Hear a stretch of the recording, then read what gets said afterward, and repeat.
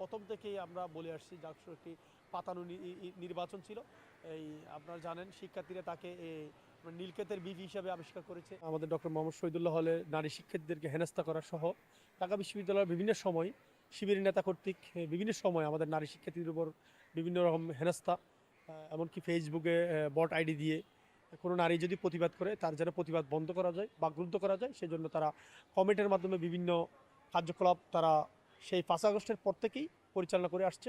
আপনি জানেন একটি নারীকে এই শিবিরের জিসান কর্তৃক কীভাবে দর্শন করে নিজেকে আবার গুমের নাটক সাজিয়েছে। তাদের ইতিহাস হচ্ছে আপনার এই যে নারীদের প্রতি ঘৃণার, নারীদেরকে সম্মান না দেওয়ার ইতিহাস হচ্ছে এই শিবিরের এবং ছাত্রসংঘ। আপনি জানেন আমরা ঢাকা বিশ্ববিদ্যালয় ক্যাম্পাস একটি 5 আগস্ট পরবর্তী সময় আপনার ক্যাম্পাস সবাই উন্মুক্তভাবে সবাই যেন চলাফেরা করতে পারে, সেই জন্য সবাই সার্বিকভাবে শিক্ষক থেকে শুরু করে আমরা যারা স্টুডেন্ট রয়েছি আমরা সবাই চেষ্টা করেছি যেন একটা পরিবেশ বজায় থাকে।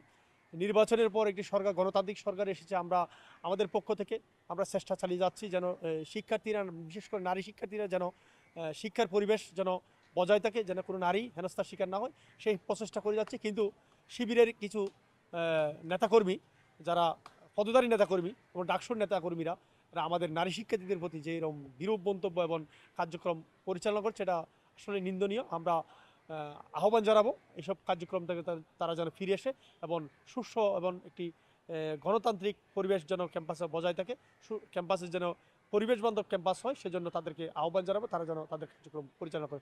অন্যথায় আমরা শিক্ষার্থীদেরকে নিয়ে তাদেরকে প্রতিহত করবো ইনশাআল্লাহ। দেখুন, ডাকসু ইলেকশন নিয়ে তো সেই প্রথম থেকেই আমরা বলে আসছি ডাকসু একটি পাতানো নির্বাচন ছিল। এই আপনারা জানেন শিক্ষার্থীরা তাকে নীলক্ষেতের বীজ হিসাবে আবিষ্কার করেছে।